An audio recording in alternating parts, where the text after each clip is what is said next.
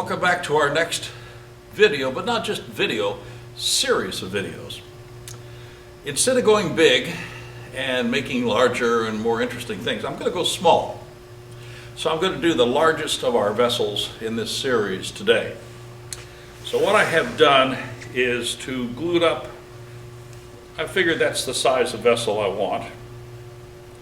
So I took a faceplate, glued on something that would be the base, the body, and something that will eventually be the top. So this is huge. But I'm going to use all miniature tools today, and we're going to downscale in future videos, work with different kinds of material as well as hardwoods, and show you what we can do with miniature tools. It's a place to go. It's something else, a little bit different. So I do most of my miniatures on glue blocks. It's just a habit. It's a good solid support. And I'm happy to use a 1x8 faceplate. So on this lathe, I've got to use an adapter to go down from 1 1/4 to 1x8. So here's my glue up. It took me about an hour to glue this whole thing up. I waited about 10 minutes between each glue up to be sure the glue was good and dry. Faced it off, flattened it, and then added the next piece. So this is going to be a vessel, and this is going to be our biggest one. So in the very beginning, so none of this stuff is balanced. So I'm going to put it between centers, and I'm going to do just enough turning here to bring this back into balance. And then we're going to do a little bit of hollowing. So I could do this with larger tools, but I'm going to do all this with small tools, some of which are commercial, you can buy, some of which you used to be able to buy, so they're no longer available, and some of which you can make yourself, and which we've done. So let me get started. I'm going to just bring this round. I'm using a bowl gouge. This is a deep fluted gouge done with originally by Jerry Glazer many years ago. He made a set of 3 tools. This is the bowl gouge, there's a shallow flute, spindle gouge, and there was a round nose scraper which I converted into skew chisel. I'll show you all these tools later, and all the tools that we could use on future projects as well. So let me just bring this into round, put a hole through the center where we're going to have a hollow vessel out of it, and then start doing a little bit of turning. Well, they're balanced, but they're not round. So let's bring these things into balance. And I want to use the tailstock only because I'm going to do some rough cutting here.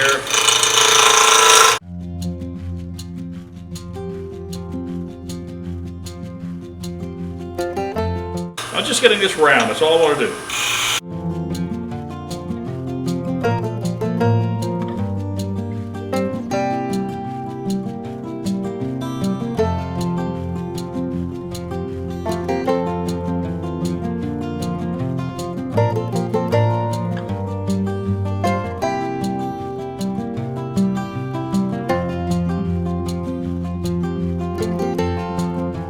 I'm not going to use the neck near that tall, so I might as well lose some of the height while I'm at it.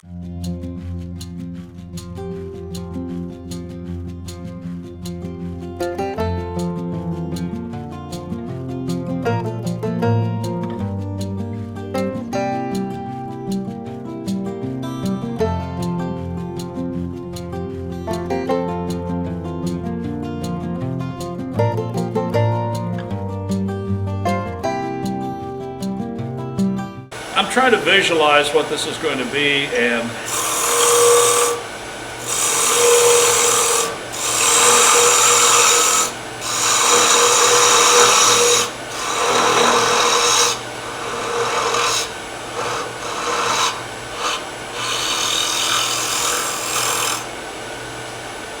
okay, I think I'll shape, and then I'm going to go in there and do a little bit of drilling.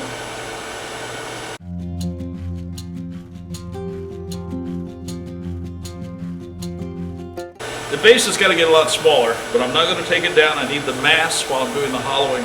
I reduce this portion at the very end.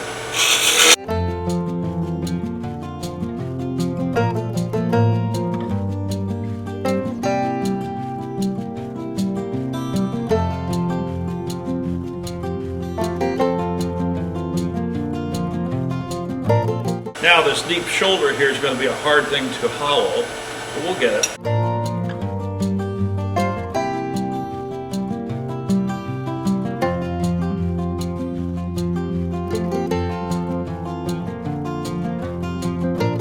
My drill. This is a Sorby tool designed for doing this. Now I got to be right on center. It's laid flat. It's way too high. That's about it. So I need to go down to the letter S on Sorby here.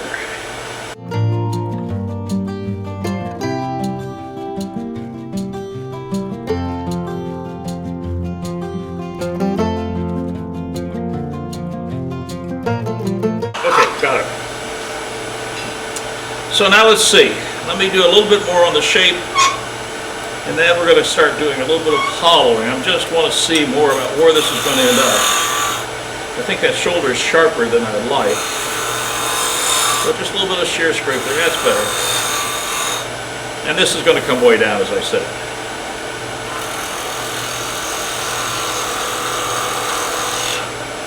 Now this hole's going to get bigger. But I don't want it bigger now. I want it to stay that size because I'm going to rub tools against it and I'm going to bang on it a lot. And so what I'll end up doing is opening that up at the very end. Now this will be fine. So let's see, what hollowing tool do I want to use? Two tools. This is a McNaughton hollowing set, the miniature size. Now that's number 1, number 2 curve. And I'm not going to use the 3rd curve, I don't think. So let me change blades. And let's just do a little bit of straight hollowing first of all to get some mass out of here. So a lot of blade changing here, so I have a handle set that we can use. Now that's a lot longer than I'd like, but that's where it is. Now I'm lining up the blade with the screws. The screws then become my reference to where top is. I'll put this away so I don't lose it. And now we're going to come around here and we're going to bring this into place. And that's a little high. And I'll clear the deck.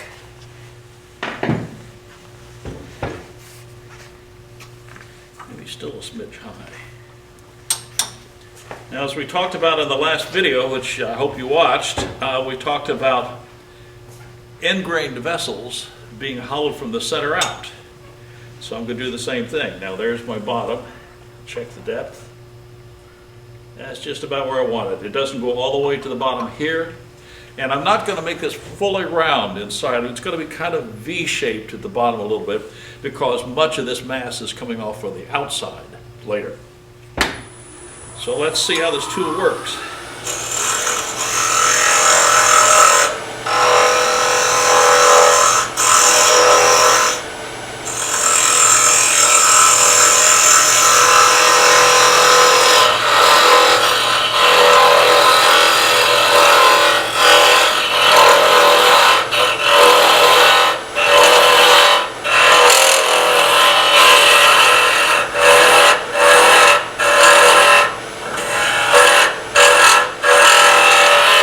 About hollowing, you have no idea what I'm doing because it's down inside and invisible, but it's coming out. I got a little scoop here, purpose of which is to get in here and dig that sawdust out. It's dry wood, so it's extracting pretty well by itself. If it was green, it would be needed to pull it out a lot. So let's just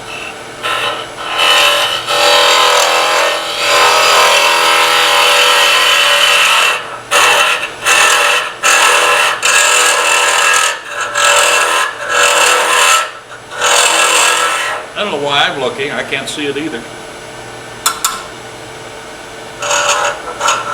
all the way to the bottom.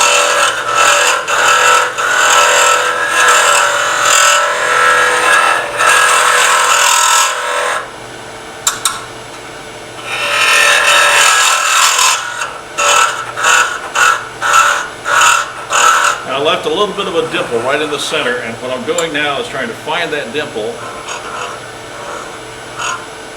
take it out before it gets worse.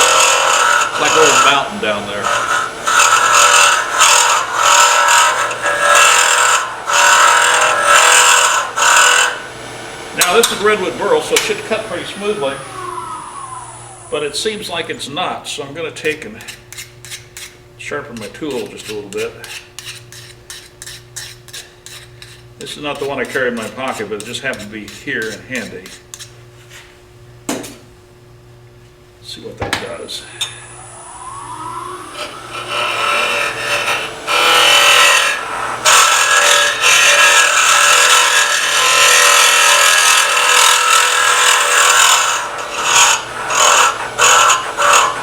Press the bottom.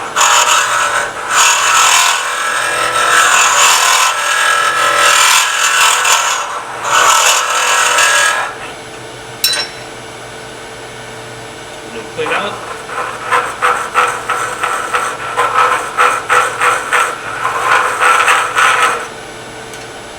Now I want to get back up under the shoulder, and so what I'm going to need to do is to change to the other curvature, because I've got to be able to get to places that the straight tool will not go. So let me take it out, keep it at hand. I'm going to come back to it. And this tool here has just a slight curvature. It's going to allow me to get back up underneath that shoulder. So again, I'm going to put it in here, keep the screws right on top so I know where the flat of that tool is.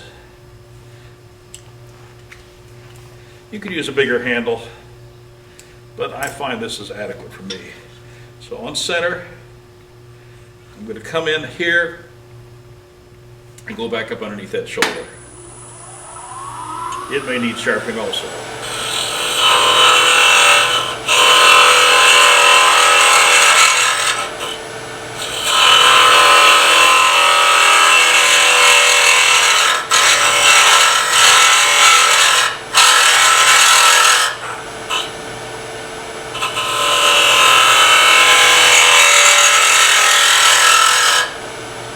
And coming out, be cautious.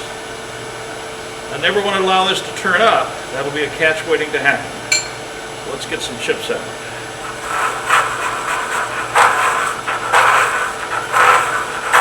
This allows me to do two things. I'm getting the chips out, but I'm also feeling the inside shape as this goes. And I can tell there's pretty curved, but right there's a bump. That's probably something I'll handle with the straight tool later. So let's go a little bit more under the shoulder.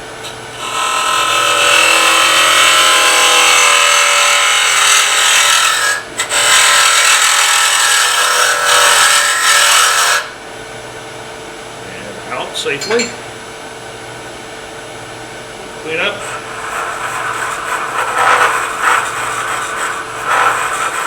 Now to me, underneath that shoulder feels pretty good. I can get further under there if I made this opening a little wider.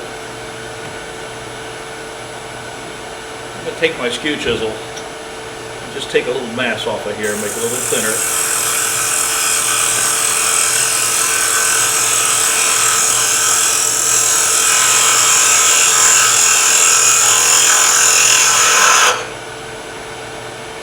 Not only does it make that, it looks better, it also gives me more room to work back here.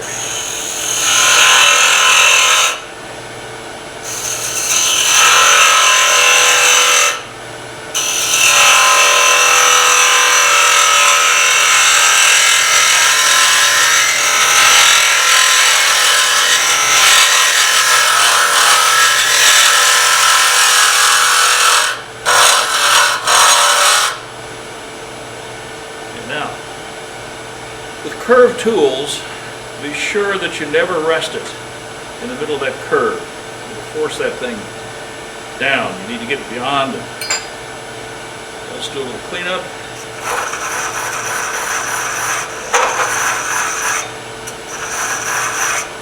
And let's go back to the straight tool. Change handles again. Change blades in the handle. Now I think what I'm going to do one of these days is I'm going to probably cut about 1.5 inches off of the length of this. It's way too long. It doesn't need to be that long for the tools and the work that I'm doing. And I think I'll just cut it off one of these days. This is just plain hard metal. The cutting is the hard high-speed steel that's been brazed onto this top edge, just a little bit. So cutting this will be easy. So I'm going to go down here and feel.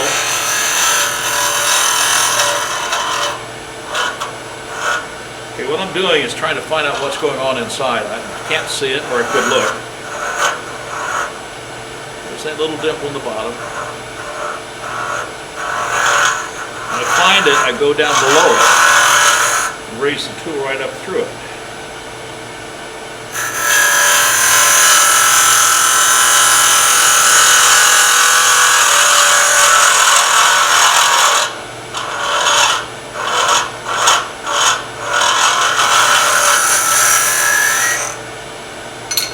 Probably pretty much done inside.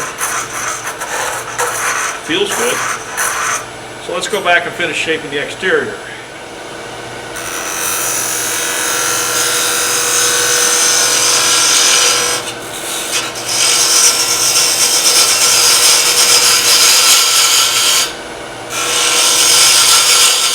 Now the base is only going to be maybe 1/4 of an inch, but I need more material here so I have room to part off.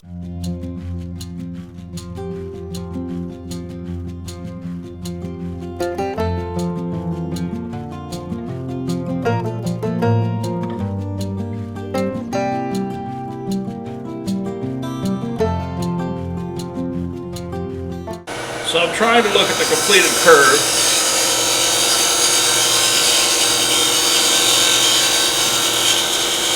Yeah, we're getting close now.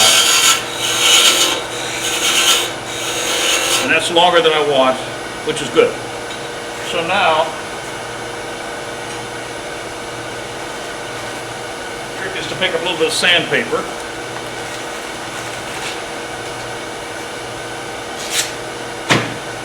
Certainly don't want that much. This is 180. And this is about blending up the curve.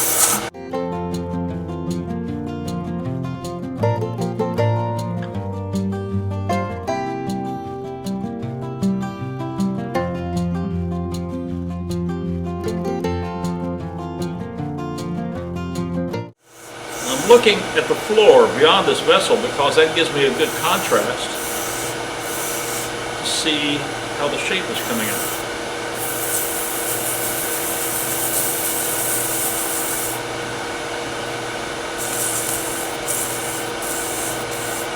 Okay, that's 180.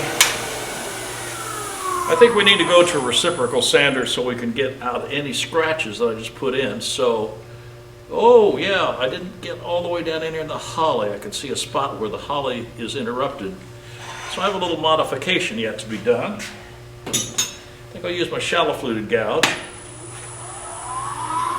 and figure out how I'm going to do this. I need to bring in this neck a little further.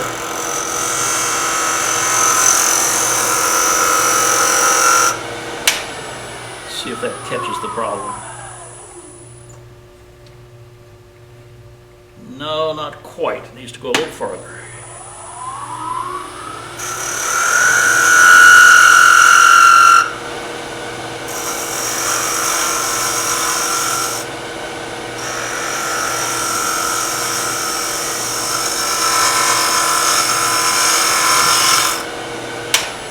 A little modification. There's a flat right on the edge of that holly where it came touching the redwood burl, which I needed to make go away, and I did. So let's go back and do a little sanding and blend that back in.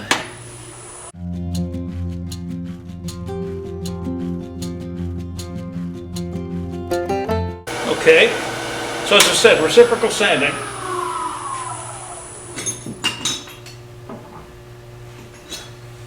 Let me take my turning piece out here, and I'm going to put in my sander. A little reciprocal sander. This is a 1-inch disc. Seems to be just exactly what I need for this job. Yeah, this is another Sorby accessory. And I have a set of sanding disc. So let's start with no coarser than 180. Let's see what we can find in here. I'm sure everything I need is here.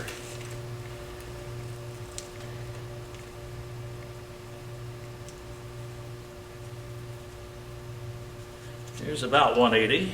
It's a typical Velcro system. Sticks. Everything's like the big ones, except just smaller. Slow her down a little bit.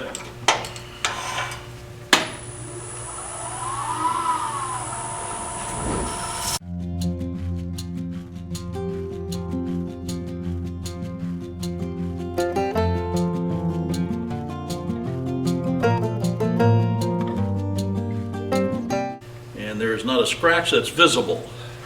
Doesn't mean there's not scratches. I can't see them. So let's go to a really fine one.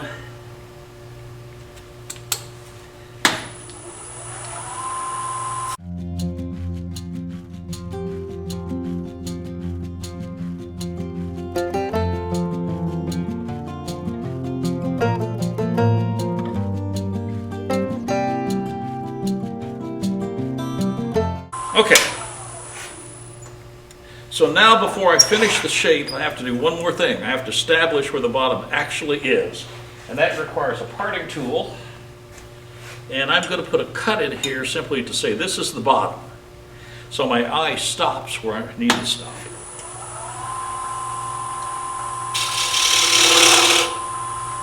And then I can see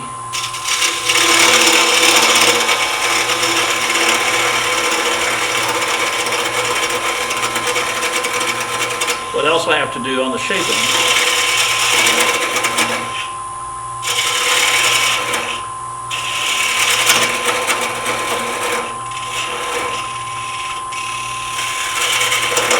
A little tiny parting tool sticking over this bar, a little tough. This one is diamond shaped, so it's fat at the bottom. And what I'm going to do is go to a larger parting tool, which I will get and be right back.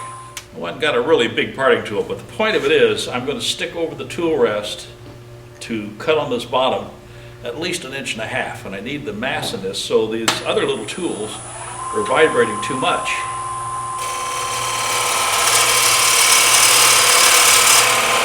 No, I'm not going to part it off.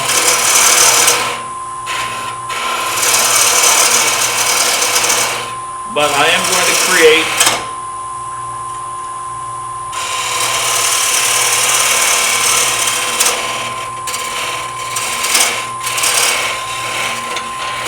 complete access to the bottom. Now that's the whole vessel. And I know, from looking at that now, I want to make a slight shape change. It's not small enough down here. But I needed that bottom so I could see that.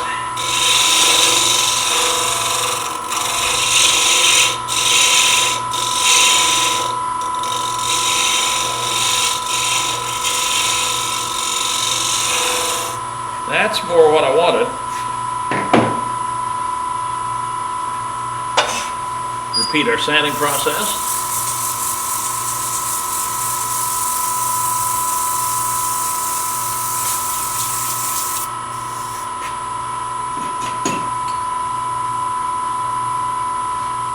And our little reciprocal sander.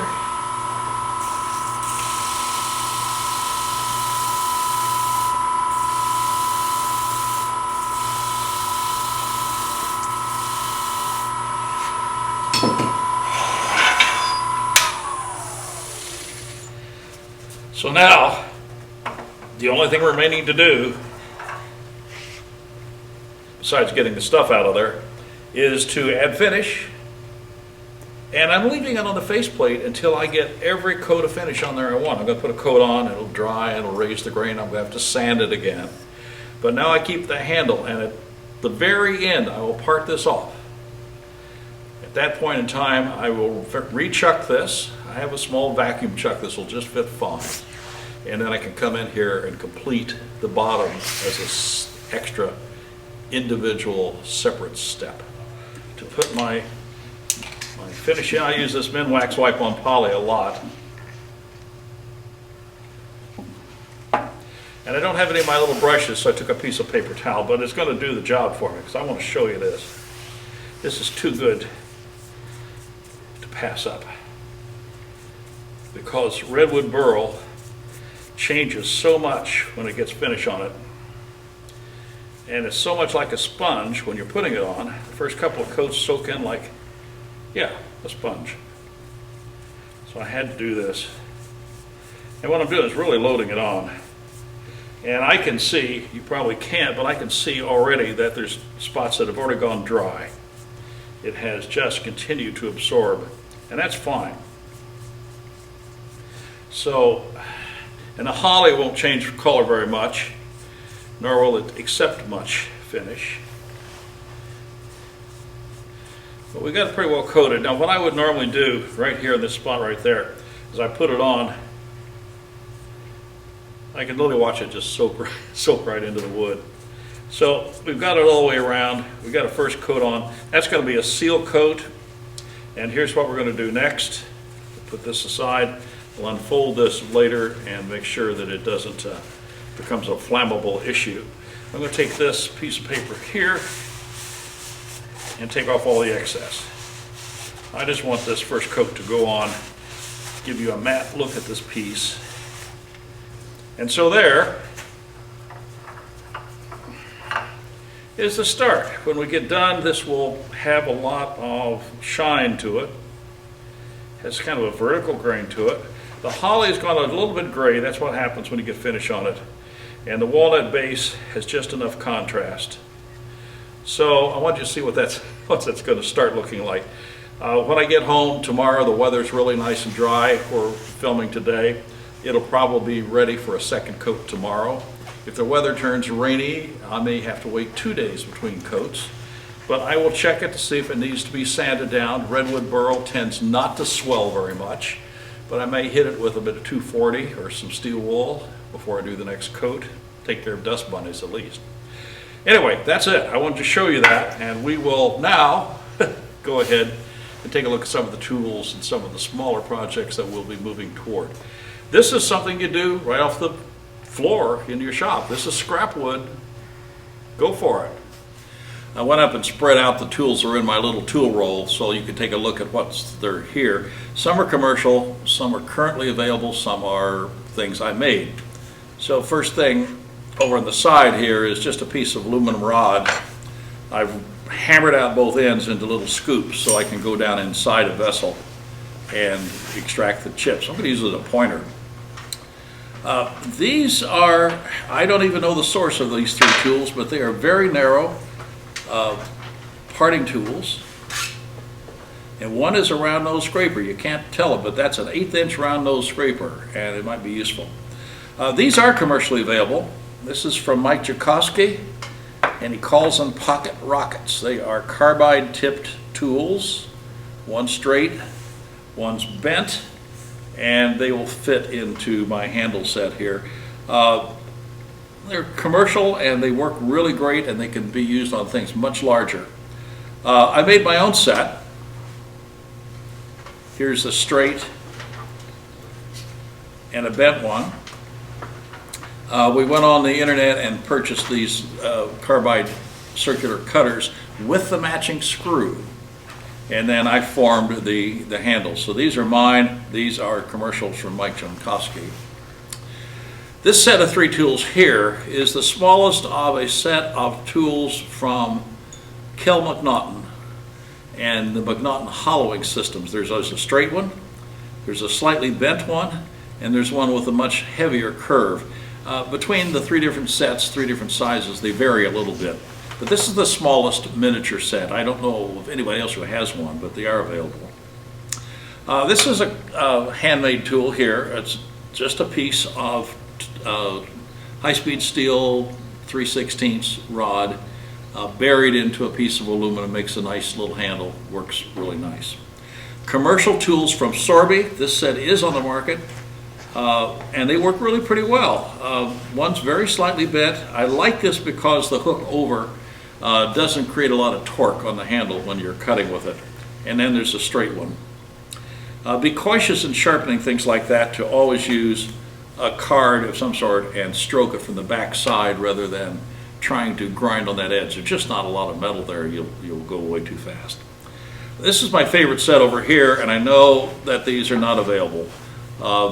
Jerry Glazer, towards the end of his company, created this set of small tools, and it didn't last very long, and I bought one just as soon as I saw it because they fit my hand perfectly. There's a bowl gouge, a shallow fluted spindle gouge, and as I said earlier, this was a round nose scraper when they made it, and I just reground it into a skew chisel, which was a lot more useful. The last tools over here, this is the hollowing tool that I used in the handle. This is from Sorby, available. I didn't use this scraper, but on bowls and things like that, these teardrop scrapers work really good because you rotate that teardrop and you can find a portion of that curve that'll fit the inside curve of your piece. It's a little too large for what I was just doing. These two gouges here, this is a shallow fluted, fairly large one, and a very small deep fluted gouge. These were handled tools, and I decided I didn't want any more handles, so I took the handles off, I should say, and now use them in the handle for the sander, just changing them out with a 3mm Allen wrench. This sander, I thought I bought it because it was really cute, but it really does work. And as you saw, this comes out of the handle, and it is a reciprocal. And these may be very difficult to find and may be easier to take a larger piece of sandpaper, create a 1-inch circular cutter and stamp your own out. I don't know if they're still available. The handle on the very end down here takes care of all these tools here, and I made that and put a collet on the end of it so that I'd have a way to be able to change things. So anyway, this is what I work with. They're fun to have. I don't want to keep them in a drawer. I have a tool roll that I had. One of my students' wife was a seamstress, and she made this really nice tool roll. So all these go in their own little pockets, and we assemble them. Well, let me show you what we make with this stuff and where we can be going in the future videos. I want to work with acrylic. I want to work with tauga nuts, which are on order right now, should be even in today. I want to work with other hardwoods, and I want to make very small pieces. And let me just show you what I have accumulated between things I've done and things that have been donated to me by others. I've got my glasses with me so I can show you these things, because if I don't put my glasses on, I may not be able to see them. So I just thought I'd bring out an array of things. Some are mine, some are not. The largest piece I have over here is from Bob Nolan. He does these basket illusion pieces, and that's pretty huge for our little collection, but it's a good place to start. This is redwood burl, lidded box with a captive ring on the top. I made this some long time ago. I'm amazed as the house gets cleaned each week that it's still in one piece. We did a thing about threading vessels, and I did a threaded lid acrylic bottle. It's pretty hard to see because it's the color of the acrylic, but in fact we're going to do some work with acrylic, and some clear acrylic as well as maybe even some colored acrylic. I may or may not put threads on some. This is a piece that we can easily do, we all can easily do. It's a small hollow bowl vessel with a decorated base. And again, this is just done out of a piece of scrap wood that we'd had. And every year at the AAW, I used to run into Joe Seltzer, and he'd hand me a little box. He'd unfold that box, and inside there'd always be a little piece of some sort. Somehow or another, Joe was always able to sign these pieces. He has them numbered. We have the year on it. I know that's black ash, and he's got a signature on it. I used to get a little piece like that every year from Joe. It was really nice. These hollow vessels, some of these I'm not quite sure where they came from. I do know I did not make that one, but that's a piece of stabilized box elder burl, probably cut off from a pen blank, which we will certainly be using. I did make this lidded box. And some of the tools that you've seen in my tool roll work just fine for all of these. Buckeye burl, lidded box. I know that, and this piece of buckeye with a black ebony collar on it, I would say the hole in there is less than a 1/16. These came from Robert Whitworth. And I think I turned that and that. Now, when it gets down to really small holes like this, I may have to make a custom tool to work inside a hole that size. Imagine the tools we've looked at, but scale them down one more size. Anyway, there's a lot of fun things that we're going to be playing with. This is a start. Get out your small tools. Get out your bigger tools and grind them down, maybe. But start looking at that scrap wood on the floor as potential project materials. And this is a real heavy-duty challenge because it's working at a scale that you may not be familiar with. So come back to our next video and see the next piece we're going to make, which is going to be definitely smaller than the one we just did today. We'll see you in the next video. Be sure to subscribe. Post any comments below. We'll look forward to your responses. Thanks for watching.